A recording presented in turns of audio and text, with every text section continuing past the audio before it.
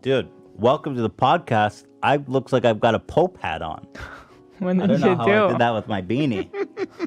I just kind of unfolded it, and then I was the Pope. Welcome, everybody. Defying the odds. You know, I turned on the news this morning. And they're like, Issue Podcast, Ethan Neal Klein. Wouldn't dare show their faces again. And I was like, you know what? I'm going to prove them wrong. Turn off the power. Came down here. Started the podcast. What was that, like Good Morning America or it was Friends or... Yeah, it was Good Morning America. Wow. Okay, yeah, cool. It was mainstream. It was on like Channel 2, whatever that is. Nationally syndicated. Today we have with us the Hasan Piker, a Twitch streamer. I would even venture to say the most popular Twitch streamer that doesn't play games. He's a progressive. He plays a little. Plays a little games, we learned. But I don't think that's what he's known for. No. But he's a progressive commentator, and I really find him interesting because, like, I feel like the space is so predominantly occupied by conservative voices. I find it really cool that there's a progressive who's able to flourish in this space. So I think it's interesting. I think he's an interesting guest. So I'm happy to have him on, Hasan Piker. Very glad to have you with us. I've noticed that you are occupying a very unique space in the internet landscape, whereas Twitch and the internet at large seem a lot of like young conservatives have found voices in communities, and but there's not many people like you who are kind of leading liberal communities. I don't know. Do you use the word liberal? I'm not even sure how to describe it. But like left leaning. Yeah, I wouldn't even consider. I don't consider myself a liberal, but in the American political lexicon, I guess like I'm super liberal. That's what that's what Americans think liberalism is. Like the more left you are, the more liberal you are. Even though there is a genuine distinction between the leftist and the liberal, but yeah. I'm progressive, I guess. That's the catch-all term. I like progressive. Yeah. Who wouldn't want to be progressive? It's in the name. We're progressing. Progress. Yeah. Well, that's why like early stage classical liberals who like wanted to rebrand, like Dave Rubin, for example, who now are very openly on the right and like everyone knows it. They originally tried to say like they're the real progressives, and that the people who brand themselves as progressives, people like myself, they were actually regressive. Regressive. Yeah. Interesting. But it didn't work. So now Dave Rubin gets a lot of money from, just Prager University and numerous other Republican think tanks and whatnot. So now he's just openly a libertarian, as he calls himself. So you've got this community of progressives, why is it, first of all, that we don't see more people like you when there's tons of communities and people doing conservative movements? Why is it that this progressive thing on the internet is so rare? Do you have an opinion on that? I think that there's a lot of liberals in mainstream media, like a lot of people who brand themselves as progressive but aren't really all that progressive, or will use like the aesthetics of progressive politics to weaponize, even in some instances, against their political opponents, whether that be right-wingers or even members on the left. Like they kept saying Bernie bros are sexist and racist and stuff like that. Those people occupy a gigantic space in media. And because of that, there hasn't really been a need for alternative, more independent content creators that also promote that kind of commentary. Whereas I feel like with Fox News, you have Fox News, or with AM radio, you have radio broadcasters. But then beyond that, there aren't that many real conservatives in represented in media, mainstream media specifically. That's why there's a lot more people out there on the internet doing their own thing as like independent content creators on the right. Whereas on the left, you don't really see that. And then the most significant reason is because money. There are numerous Republican or even alt-light or even just like, centrist commentators on the internet that are pretty fairly established in the right as well, that get money from donors, get money from those who own capital, and they'll just keep funding these programs. I mean, you see this in mainstream media as well with like something like The Federalist, which is a right-wing publication. We still don't know who funds them. It's basically a meme at this point in like left Twitter or political Twitter. No one knows who funds The Federalist, but it's basically like a jobs program for Republican fail sons that get Republican that fail get jobs sons. over and over again. Yeah, like conservative fail sons who just keep failing upwards, and that kind of money doesn't exist for the left because the left is, one, disjointed, disoriented, and also, two, does not have the same kind of money that that right-wing publications have because they're speaking out against the rich pretty openly. You know, so the wealthy are not going to exactly go out of their way to fund you if you're constantly like, I don't think billionaires should exist. That kind of wealth accumulation is a systemic problem. So you think maybe that's where the progressives are even distinct from what would be considered liberalism, because like you said, you see liberalism a lot in mainstream media, but progressivism, which is being not funded to the same degree, is probably, it's just a matter of money and the interests of people who have money, is what you think. Yeah, I think these ideas are definitely very popular. And they're even popular in circles that you would not expect them to be popular in.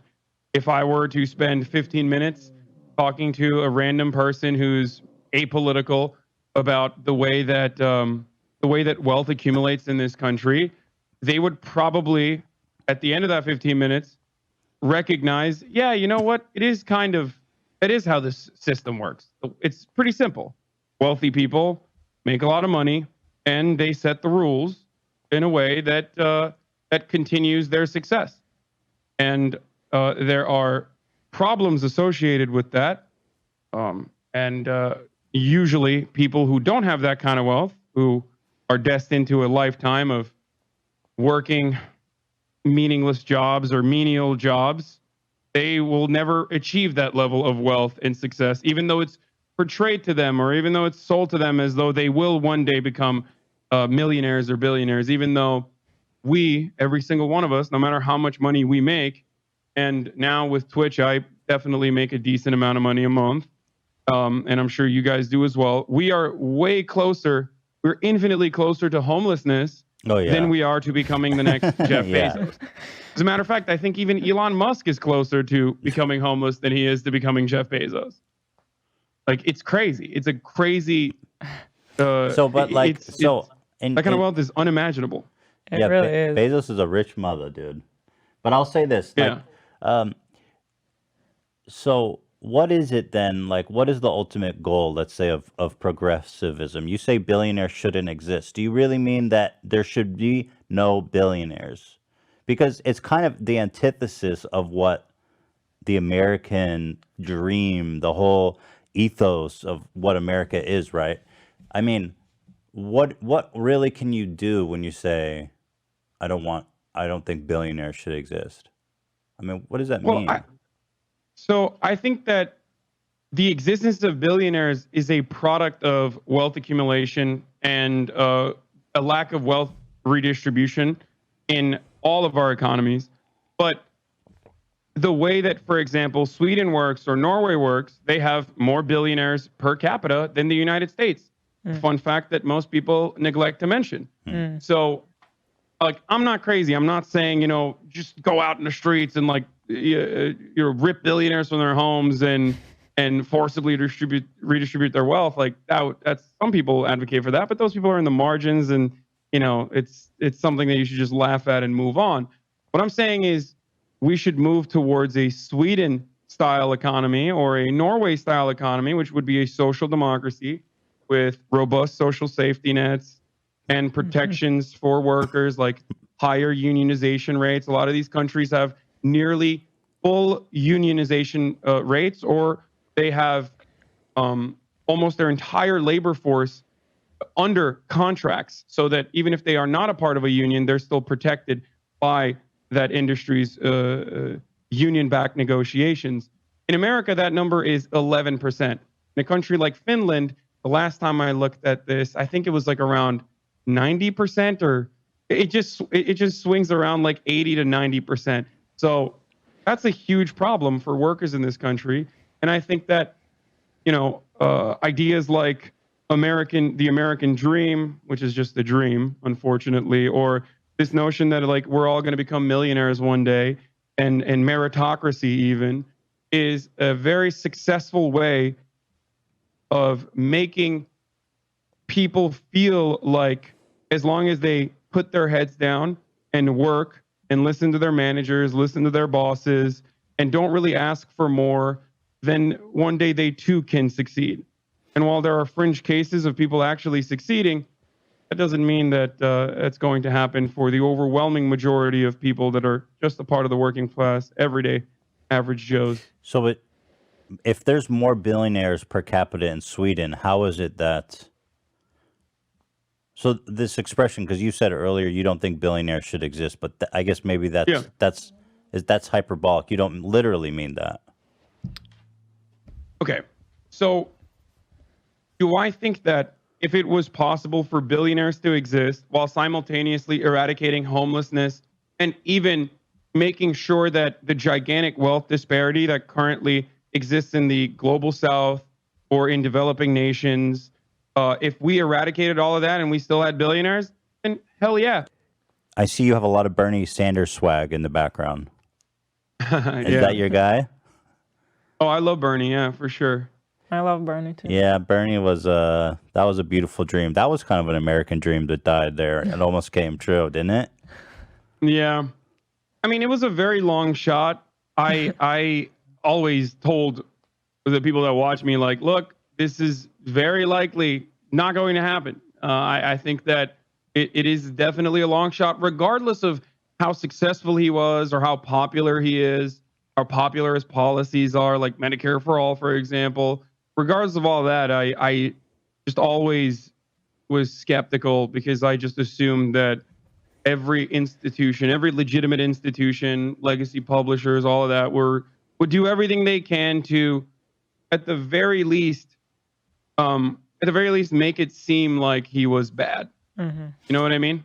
But he came so close, and then it was kind of almost bizarre how Joe Biden seemed out, like he was done, and then all of a sudden, what was it, like North Carolina was just this total shift? No, South Carolina. Oh, South Carolina. Yeah, the South Carolina primary is actually pretty significant in the Democratic primaries as a whole. It's a very weird process that we have in the Democratic primaries where the first state you look at is Iowa. They pride themselves on being the first state, and they have a caucus system, which is really awful. I'm not going to get into it. It's a super outdated way of doing it, things, and it's undemocratic regardless. But it's basically Iowa, which is 92% white, so not reflective of the rest of the United States at all.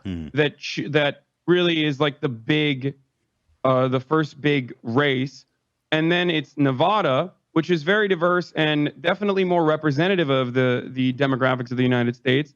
And then you move, Iowa, and then, wait, I'm messing it up. It's Iowa, New Hampshire. Yeah. And then Nevada, sorry. And New Hampshire is very white as well. And then Nevada, and then you get to South Carolina. And South Carolina, especially on the Democratic side, the South Carolina voter profile for the Democratic Party is super unrepresentative of the rest of the American demographics as well. So we have a very interesting way of doing things in the Democratic Party, but the South Carolina primary is the most important one because it is predominantly, overwhelmingly black. And the black voting bloc is the most significant voting bloc that most consistently and reliably votes Democratic in the generals. So, for example, Representative Jim Clyburn is regarded as the kingmaker because of that. Anyone who he endorses ends up becoming the president. So that's how Joe Biden really won. He failed disastrously in the first three competitions, and it seemed like he was out, but he kept saying, wait till South Carolina, wait till South Carolina. And it was expected that he was going to win South Carolina for sure, no matter what, right? Because people wanted to vote for him in South Carolina. He always looked to be polling by a wide margin in South Carolina. And then when he did win, there was a 3-day streak of just nonstop coverage. The underdog is back. Joe Biden, this guy who's been in politics for like 50 years, and it was Obama's vice president, was now the underdog. And just a sea of endless positive coverage about Joe Biden's chances, followed up by virtually every single incumbent that was in the race that still had a shot, or not incumbent, sorry, virtually every single other primary opponent that had a shot, dropping out and endorsing it before Super Tuesday, which then really stacked the deck against Bernie Sanders, and Elizabeth Warren staying in the race as well. Also sullied the progressive base by separating the progressive base. And that's how you got Joe Biden victory after victory in most states that he hadn't even been to yet. In California, he lost, but he didn't even have an office. Like, he had one office that was padlocked, that no one had even stepped into in months. He went to Virginia once and he won in overwhelming numbers. And part of that is because people were aware of him and they wanted a safe choice, and the media kept portraying him as the safe choice and the one that will beat Donald Trump. Well, let me ask you, as a progressive, do you think that Bernie Sanders could beat Trump?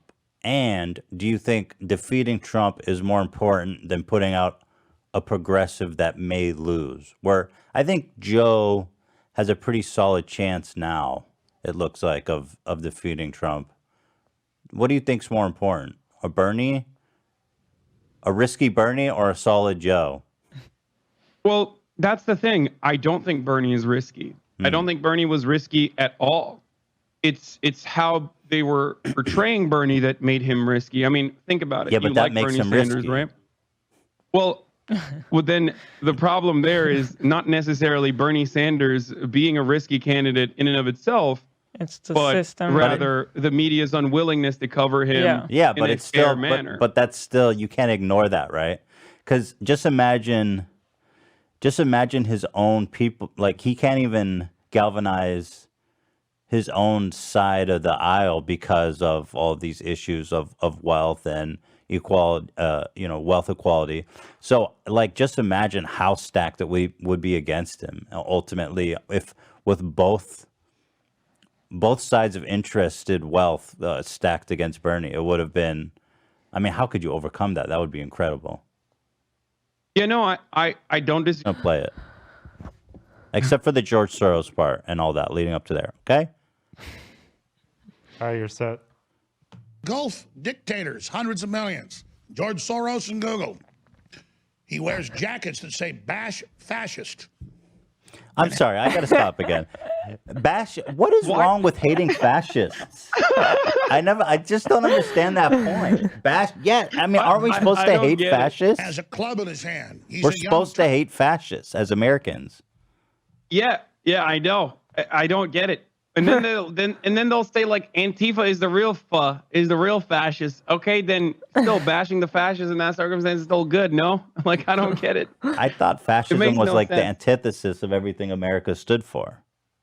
Yeah, but apparently it's supposed to be. Okay, I'll try not to pause, but there's just it is packed. Kirk, they tasted the blood of 1.5 million Christian Armenians, and they'll taste man flesh again. What the fuck?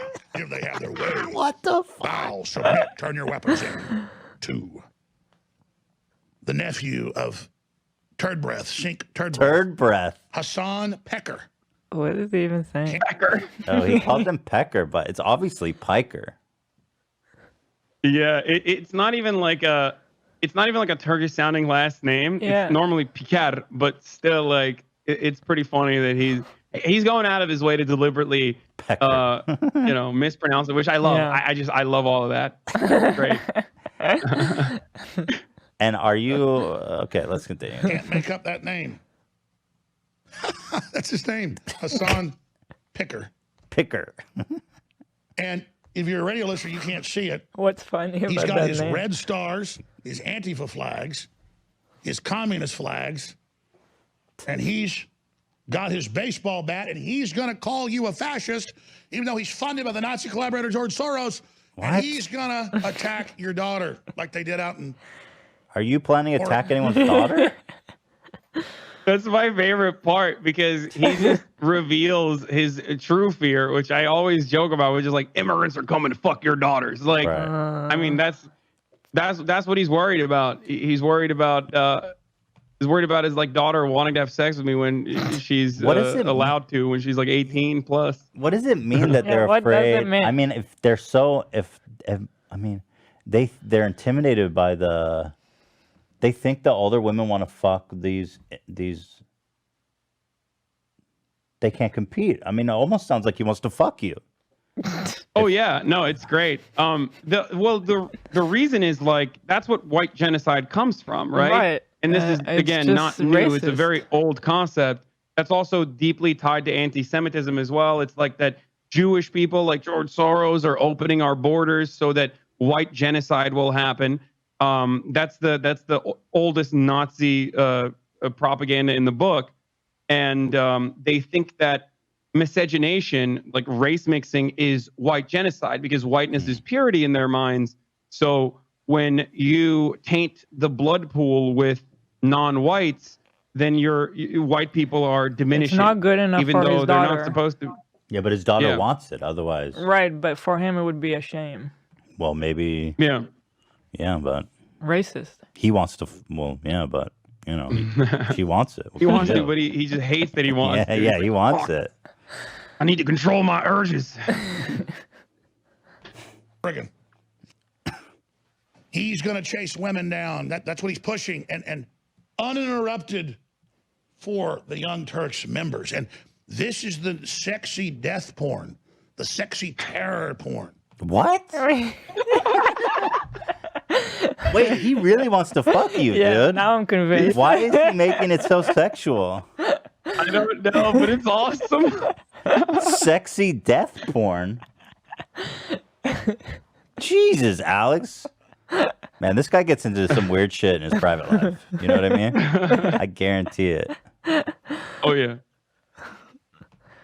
I could see Alex being one of those people that like hangs himself and jerks off right to the point of death. Oh, for sure. Autoerotic asphyxiation, exactly. 100%. I mean, when he said like he's like, I'm gonna eat my neighbors. I'm gonna eat them. I love that. I'm gonna eat your ass.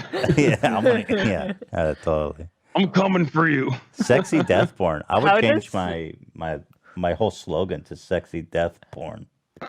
That's what it is. That's what I do.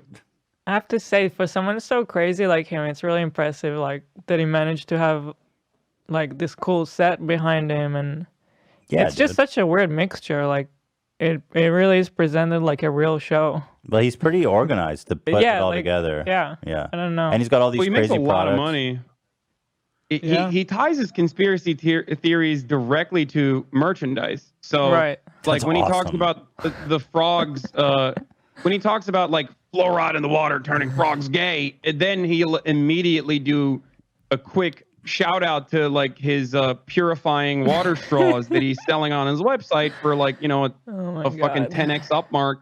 So that's how he makes all the money is like That's so he awesome. tells you about how the world is ending Yeah. and he sells you The products that will solution. save you. And meanwhile, by the way, when he's talking about George Soros and all this anti-Semitic shit and all these, and I gotta always deal with all these people my whole time, no matter anything I do. Every time we do anything and make any money, it's all about, oh, I'm Jewish and I'm greedy. And meanwhile, Alex Jones is literally saying, if you don't want to turn yeah. gay, buy this. It's like everything he does is to peddle shit and make money. And but somehow any time I try to make money, it's because I'm Jewish.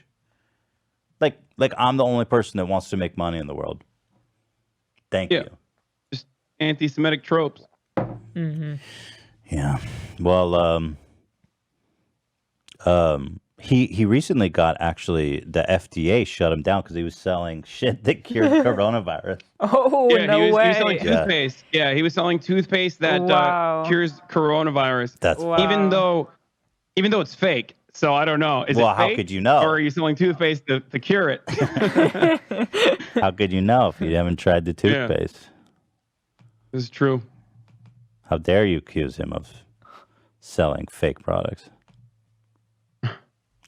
In their desperation, as America's pulse comes back and as we stand up against the Chi-Coms and defend the Second Amendment and What is this face? I rediscover think someone God just and edited it family. in. Hassan Pecker. Why does he Of have the so Young much trouble with Turks your declare- name? It's ridiculous. It's Piker. It's It's so really obvious. not a trouble No. to say. He just wants to call him Pecker. No, he just. Oh yeah. Well, Pecker means penis. I don't know if you know. Oh, I don't know Yeah. that. Oh, okay. They say you got a little pecker, Okay. like a little So penis. he's clearly doing Yeah, that. he's doing a goof. But that again, America deserved That even goes again to the sexual. Right, he's obsessed with you, dude. Alex wants to fuck you. I'm sure of it. Oh yeah. 11, close quote, praises brave soldier who took Representative Crenshaw's eye. I mean, yeah, if you just heard that, you'd be like, "Wow, this guy's crazy." But that's not at all that what was happened. that was a fun little bit there as well. So that was what actually got me banned from Twitch. Is my statements on that. When I was talking about brave mujahideen, that was a direct reference to Ronald Reagan and exactly what I was talking about, which is the mujahideens that we armed, and some of them turned into, some of them went into the Taliban, some of them went into Al Qaeda, and like that's a direct reference to Ronald Reagan era policy that was at the heart of my criticism to begin with. And there's that famous Rambo 3 I'm pulling that up ending right now. sequence. I'm Yeah, pulling. the famous Rambo 3 ending sequence that says this movie is dedicated to the brave mujahideen. It is, in my mind at least, like one of the perfect representations of how American foreign policy always comes back and bites us in the ass, but it is deliberate. I think that it's on purpose. And that's precisely why, for example, Representative Dan Crenshaw cried about all of this stuff on national television, on like some of the most watched news programs on the planet, while simultaneously vetoing efforts or simultaneously voting no on literally arming Saudi Arabia. Like, so some of those arms have directly went back to the hands of Al Qaeda. Why would by we way want? of Saudi Arabia? Yeah, so why the that's- fuck would you say no to that? Yeah. Yeah, I don't understand. That's a question I wanted to ask him. I don't. You That's never one let thing me, I don't but- understand is how is it a partisan issue to sell arms to Saudi Arabia of all fucking places? I mean, weren't the majority of people who did the 9/11 Hijackers, yes. they were Saudi and they have Arabian. connections to the royal family as well. Yeah. I mean, what are we talking about here? Shouldn't that Yeah, be and like they're the currently conservative? engaging in genocide in Yemen, which even PewDiePie raised funds for recently, I think, Really? right? Well, Didn't he raise Isn't funds that for like the just current genocide, ongoing genocide in Yemen? He may have. He does a lot Perpetrated of by- terrible stuff. I didn't know Yeah. about that. So how is perpetrated it? Maybe, by Saudi Arabia with our weapons? maybe you can tell me. Obviously, they have some justification. You know, they whatever they're doing makes sense to them. So I'm trying to give them the benefit of the doubt. How is it that they justify arming Saudi Arabia? How is it that they think that's in our national interest? Oh, Donald Trump already openly stated it. He said, "Do you have $10 billion?" If you Just remember, when Mohammed bin Salman Well, was what about a being guy like Dan promoted. Crenshaw? How does he justify? Well, they it? don't need to. There are allies. There are most important They're allies. just It doesn't allies. matter if they're because ultimately they're just like killing other Muslims, so it doesn't really matter. And they're incredibly important for our geopolitical interests in the region. And despite the fact that a lot of what we recognize as like radical Islamic terror or whatever is directly influenced by Wahhabi extremism, which we propped up as Western nations, both the UK and the United States of America, propped up in the region, are all backed by Saudi interests. So all those like radical sects are being trained and given weapons to indirectly by the United States and directly by Saudi Arabia in most circumstances. But it's a never-ending cycle of violence that benefits the military-industrial complex. So it's good ultimately, and also they have oil. They have oil. But anyway, the meme that you were saying, the brave soldiers, is this incredible? It's hard. It's actually incredible that this was the ending sequence of Rambo 3. It says this film is dedicated to the brave Mujahideen fighters. And these guys were the guys. Tell me about the legacy of the Mujahideen fighters. You're not saying So it right. they are. I'm trying my best. They're fighter troops in the region, and they were fighting against the USSR at the time, and that's why we armed them, because we needed them to fight against the USSR in the region in the Cold War era. Yeah. And then some of them became more. Some of them decided, well, America is bombing the shit out of us too. Well, fuck them. And the simplest way to describe it is that they, much like ISIS and every single other militant faction, formed more radical and anti-Western militant factions with American training and American arms, and then started fighting America. So it's kind of a beautiful irony, isn't it? So that's why you meant when you said the brave fighters. Yeah, and it would be ironic if after like the seventh oopsie, you got to recognize that it's probably just being done deliberately so that you can justify further engagement in the region and further destabilization in the region, because it keeps happening. We keep arming a certain sect or a certain militant group, and this happens in Latin American countries as well. We arm a certain group. That group becomes even more violent. There's even more destabilization, especially after like bombing campaigns or sanctions that kill hundreds of thousands of people, like in Iraq. And then that militant group is like, well, now it's our territory. We can just take over and do whatever the fuck we want. Yeah, I mean, and they get even more radical. What happens when you give the craziest people military weapons and training, and then just let them do their thing? I mean, in a lot of instances, it's not even directly a consequence of their like ideology or Islam or whatever. It's literally that they just have no other options. If you grew up in Iraq and your entire country is bombed in the shit, your infrastructure is eviscerated, you have no future opportunities, you have no options, and your family members have been killed, then they feel like, well, this guy who is a little bit crazy, definitely real crazy, preaching all this hatred towards America, maybe he has some good ideas. And that's how a lot of people find themselves at the precipice of radicalization. Like Taliban increased its numbers and influence in Afghanistan after the American invasion, which of course is not that surprising. And that is despite the fact that the American forces there killed a fuckload of members, and yet their ranks are stronger than ever. And now America is negotiating with them as a legitimate entity in the country. Like they are a powerful and legitimate force now, almost directly as a consequence of American imperialism and destabilization in the region. How many Iraqis died in that George Bush war? I'm not sure about the exact number. That's always in contention, but paired up with like Bill Clinton era onward sanctions, like the immediate sanctions were, I think, 500,000, but I'm not entirely sure. They say to the tune of millions. That's crazy. In Iraq. Yeah, like you don't understand that. Yeah. Like millions of people died from that. Of course, they're gonna be pissed off. I mean, what the fuck? That's crazy. But are we talking about like just generally from the conflict? Or are we talking about as a direct result of American military action? So there's direct American military action that kills people, and then there's drone striking and things like that also kill people. Some of those casualties are regarded as like enemy combatants and hostile. There's a distinction to be made between civilian casualties and enemy, like hostile enemy kills in combat. But then there's also sanctions. So cutting off aid or ensuring that the country can no longer participate in the global economy. These are really harmful as well. One thing that, for example, Trump did to Iran with the sanctions was during this coronavirus pandemic, Iran didn't have access to medicine that they desperately needed, and they could not get it. So anyone that dies technically is dying as a consequence of American sanctions in that circumstance. Same with Iraq.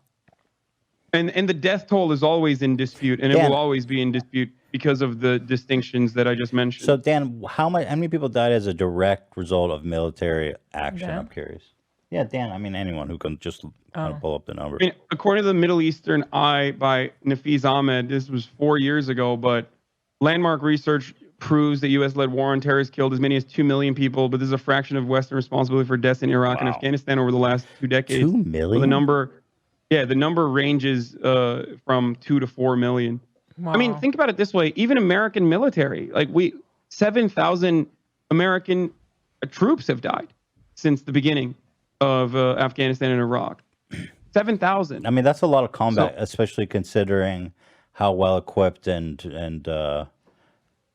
how well equipped that they are out there, right? I mean, that's a lot of combat for sure. But what does Alex Jones think about all this? Oh, when you go to a Young Turds event, I love that he calls them going as young a big turds, dude. I'm sorry, but that cracks me up, dude. crowds, they don't have any viewers, but it's the Google set. It'll be the Google event. So let's hear from Mr. Picker. Here he is. His set is amazing. Yeah. This is so insane. Oh, hit pause. America Hit pause. deserves- Back it up. I forgot. He's real jealous that Joe Rogan, who, by the way, is a super libertarian right winger, he just knows how to, survive in LA, I guess. Really smart guy. That's why I get mad at Joe, because he's as smart as I am or smarter. He knows all this stuff, obsessed with it. He knows more than I do in some cases. And he plays dumb, and I've told him to his face. But anyways, he has the congressman on, and Pecker is mad that he has this tiny audience, so he thinks, well, I'll attack him and say something really scandalous, and then all the meth heads and child molesters that watch my show, literally. Meth heads and child Literally. molesters. Yeah, that's my audience is meth heads and child molesters, I guess. Jeez. It's I great. think I'm powerful. Oh, you're such a big man, Hasan. I mean, look at Hasan's flabby arms. What? I bet he's got some big old giant bitch tits. Dude, he totally wants to fuck you. You big ass bitch tits. Yeah, he's like, oh yeah, I just love- take that shirt off. Just take that shirt off. Let me see those bitch tits. Maybe suckle on them real quick. I love Get a, that he little, get a like, good suck in. I love that he on one hand is trying to do serious political Yeah. commentary, and then on the other is saying this guy has big old bitch tits. A master of his craft. Yeah, Is how for I sure. see it. Yeah, absolutely. Yeah. Absolutely. I'm sorry, it's a family show. Just go ahead and roll this. This is a family show? Oh, God help us if there's family sitting around watching That's a InfoWars. family show, like saying that, my audience is pedophiles and meth heads or talking about intergalactic psychic pedophile vampires. That's a part of the family show. But bitch, using the word bitch or saying bitch tits, that's when it's like, oh no, this is now rated R. I'd love to see what families gathered around watching this. Fuck. This is so insane. America deserved 9/11, dude. F it. I'm saying it. We're there to partner with them. We're not there doing our own thing. We're there partnering and training video and game. equipping and Damn, enhancing why? our So he said in a video game right afterwards. Like it looks like you knew you fucked up, and you're like in a video game. Because everyone was like, whoa, I can't believe you said that. So as soon as I saw that, I was like, okay, in a video game. Like, I say that for everything. Like, anything that is regarded as, like, controversial or can be clipped out of context, I always say that. It's a meme in and of itself at this point, like, in order not to avoid terms of service. America deserved 9/11 in a video game. It's just so ridiculous. Does it work? Well, I got banned, so I don't know. No, I don't think. capabilities. So that's part of what we're doing. And the other part is just knowledge. We want to know what's happening. Like, If don't- we totally brought it on ourselves, dude. Holy we did. We did in a video game, whatever, politically. Hey, pause again. Back it up 10 seconds. Oh, like the Armenians deserved, because they were there before the Muslims took over Constantinople, and then you drove them into the mountains. But because they were Christian, they became still super wealthy because they were such good people. Isn't it interesting how he's all interested in like genocide and minorities? Yeah. Well, first of all, what I don't understand is like I've never denied the Armenian genocide. Like I've never denied it, but it's the most common attack after the 9/11 stuff that people launch against me where it's like, oh, yeah, shut up, Armenian genocide. And I'm like, what? Like, when? When have I denied it? Like, I've never denied it. As a matter of fact, it was so routine when I first got on Twitch because of all the annoying little shitters that came in just to interrupt the broadcast that we made like a ticker to figure out how many times in one broadcast where people would ask. And there's an automatic video that that people would be redirected to click on where it says like the Armenian genocide happened. Me just saying that so that they would understand that I don't deny it. Very strange overall, though. I mean, it doesn't really matter. They don't really care. No. They don't care about the genocide, and they don't care that I have never denied it, but whatever. Yeah. It's interesting that just the very fact that you're Turkish somehow,